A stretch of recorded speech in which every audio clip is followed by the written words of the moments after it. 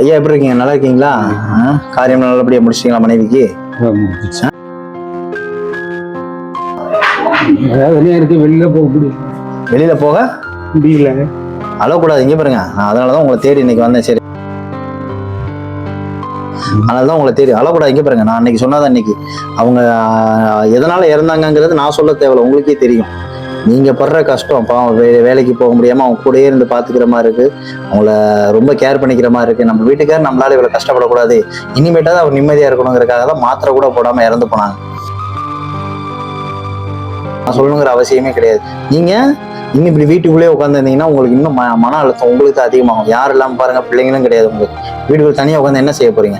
அவங்க ஆசைப்பட்டதே நீங்க நல்லா இருக்கணுங்கிறதுக்காக தான் உயிரே விட்டு போயிருக்காங்க. நீங்க தொழில் தொடங்கணும். நான் அன்னைக்கு சொல்லிட்டு போனேன், அதான் உங்களோட ஒரு வார்த்தை சொல்லிட்டு போனீங்க, தைரியமா இருங்க, உங்களுக்கு பையன் நான் இருக்கேன், நான் வந்து உங்களுக்கு தொழில் எல்லாம் ஏற்பாடு பண்ணி தரேன்னா, உங்களுக்கு என்ன தொழில் தெரியுமோ சொல்லுங்க, நான் உடனே வச்சு தரேன். இனிமே அளவுட இனிமே உங்க வாழ்க்கையில உங்க மனைவி ஒரு உயிரா உங்க பக்கத்துல இருந்தாங்க, இப்ப ஒரு ஆன்மாவா உங்க கூட உங்க நெஞ்சில இருக்காங்கன்னு நினைச்சுக்கணும். வீட்டுக்குள்ள உட்காந்து அழுதுகிட்டே இருந்தா நம்ம அழுதுகிட்டே தான் இருப்போம். நம்ம வாழ்க்கையை மாத்திக்கணும், அவ்வளவுதான். நான் சொன்னது மட்டும் மைண்ட்ல வச்சுக்கணும். இவ்வளவு நாள் ஒரு உயிரா உங்க பக்கத்துல எல்லாமே நீங்க செஞ்சீங்க, நான் கண்ணுக்கு எதிர்க்க பார்த்தேன்.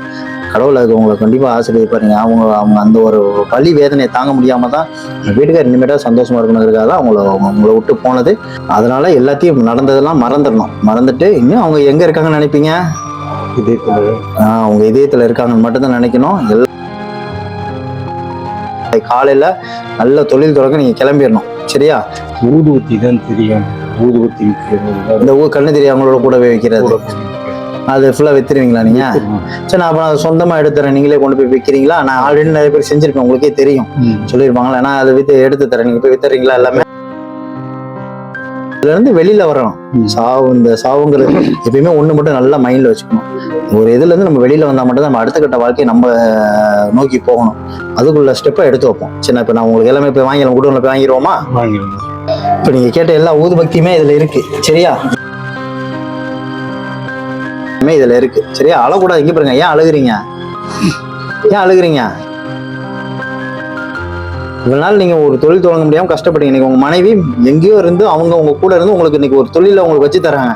நான் செய்யல, இது அவங்க தான் செய்யறாங்க. அம்மா தான் என் வீட்டுக்காரர் கஷ்டப்படக்கூடாது, போய் செய்ப்பா அப்படின்னு சொல்லி என்னை செய்ய வைக்கிறாங்க, சரியா? கை கொடுங்க, சந்தோஷமா நீங்க தொடங்கணும், சரியா? நான் உங்களுக்கு புது சட்டை கைலி எல்லாம் எடுத்துறேன், எல்லாத்தையும் மாத்திட்டு இந்த வீட்டுல இருந்து முதல்ல வெளியில போயிடணும். காலையில வியாபாரத்துக்கு போயிடணும், சரியா? உங்களுக்கு இனிமே யாரு இல்லை, இன்னைக்கு கூட யாரு இருக்கா? நான் இருக்கேன், பையன் இருக்கேன்னு நினைச்சுக்கணும். ஐயா இந்தாங்க, இதுல புது சட்டையும் கைலி, நீங்க கேட்டீங்கல்ல வியாபாரத்துக்கு போறதுக்கு என்ன கேட்டீங்களோ புது ட்ரெஸ் இதுல இருக்கு, சரியா?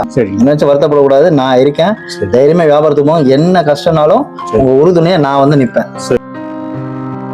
இதுல பணம் இருக்கு, இதுல வேற ஏதாவது உங்களுக்கு தேவைகள் ஏதாவது வேணும், ஏதாவது நீங்க செய்யணும், அம்மாக்கு ஏதாவது செய்யணும்னு வச்சீங்கன்னா இந்த பணத்தை வச்சு நீங்க செய்யுங்க. வேற ஏதாவது வச்சு ஏதாவது யூஸ் பண்ணிக்கோங்க. போயிட்டு வரவா?